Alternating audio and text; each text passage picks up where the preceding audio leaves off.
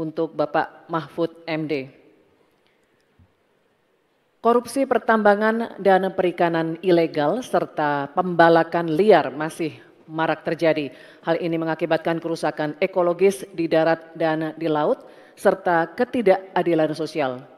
Pertanyaannya, bagaimana strategi paslon menanggulangi praktik ilegal tersebut untuk mewujudkan keberlanjutan sumber daya alam? Waktu untuk menjawab 2 menit, Bapak dimulai saat berbicara, silakan. Baik, terima kasih. Sebenarnya persoalan penyelesaian SDA dan energi selalu harus menyeluruh dari hulu ke hilir. Keterbukaan informasi agraria, termasuk kehutanan misalnya. Saya ini punya pengalaman di dalam sidang-sidang yang membicarakan tentang ini misalnya, informasinya tertutup. Siapa yang punya lahan ilegal di sebelah sana. Ketika dibuat daftar, tidak ada di dalam daftar. Sementara ada masyarakat yang punya data. Ketika ditanyakan, lalu baru ditunjukkan. Jadi penyelesaiannya tidak bisa menyeluruh. Karena kemudian atas nama keterbukaan informasi publik, mereka katakan ini rahasia.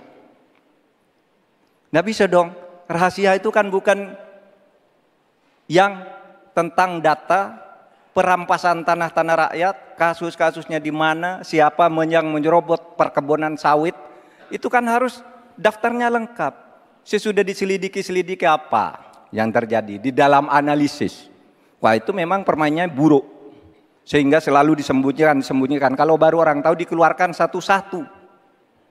Tidak ada penyelesaian yang menyeluruh. Nah, oleh sebab itu ini menjadi penting bagi kita keterbukaan informasi tentang data-data. Kalau kita mau menyelesaikan, data itu menjadi basis untuk penyelesaian. Kita juga pernah, atau kami kalau bicara soal rekam jejak, ya, kita ikut dalam upaya penyelesaian satu peta sebagai rujukan untuk masalah-masalah tersebut. Demikian. Baik, terima kasih Bapak Mahfud MD. Selanjutnya kami persilakan calon Wakil Presiden nomor urut 1, Bapak Muhaimin Iskandar untuk menanggapi. Waktu Bapak 1 menit, dimulai ketika Bapak berbicara. Silakan. Selain yang disampaikan Pak Mahfud, salah satu yang memprihatinkan adalah data ESDM itu ada 2.500 tambang ilegal. Sementara tambang yang legal saja tidak membawa kesejahteraan. Dan kita menyaksikan dalam proses penambangan dan bisnis tambang kita, hilirisasi dilakukan ugal-ugalan, merusak lingkungan, ada kecelakaan, tenaga asing mendominasi.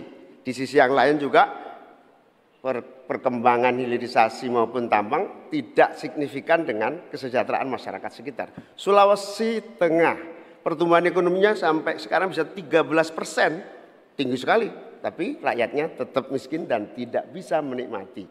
Hilirisasi apa yang mau kita lakukan, sementara ilegal juga terus berlangsung. Lanjut, demikian, terima kasih.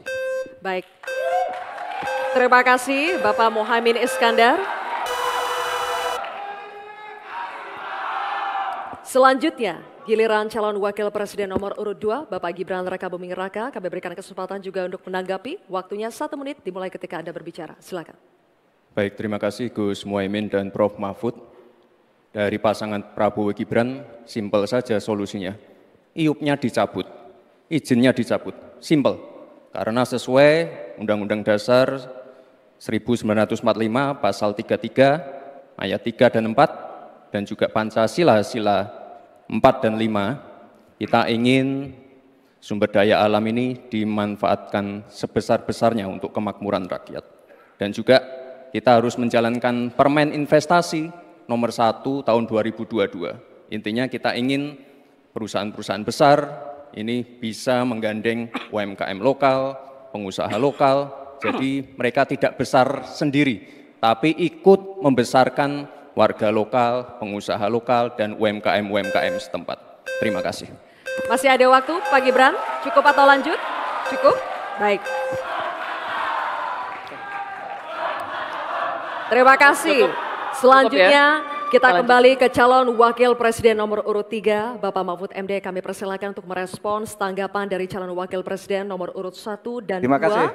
Waktunya 1 menit Bapak, dimulai ketika Anda berbicara. Baik, saya mencatat juga tambang ilegal sebanyak 2.500, tapi juga ada yang lebih dari itu. Dalam 10 tahun terakhir terjadi deforestasi 12,5 hektar hutan kita.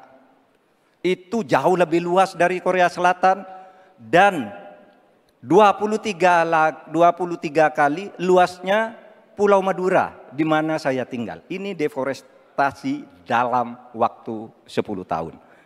Bilang, ya cabut aja iupnya. Nah itu masalahnya. Mencabut iup itu banyak mafianya. Banyak mafianya. Saya sudah mengirim tim ke lapangan, ditolak. Sudah putusan Mahkamah Agung.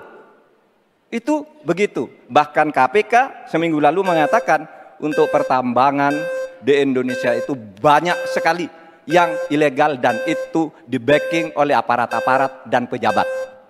Baik. Itu masalahnya. Baik, terima kasih Waktunya Bapak. habis Pak Mahfud. Terima kasih. Kita lanjutkan. Baik, kini kita beralih ke pertanyaan untuk calon wakil presiden nomor urut 1, Bapak Muhaimin Iskandar. Kami akan persilakan panelis Bapak Fabi Tumewa untuk mengambil subtema di dalam wadah. Silakan Pak, mohon diperlihatkan kepada hadirin dan juga moderator. Download Tribun X sekarang, menghadirkan lokal menjadi Indonesia.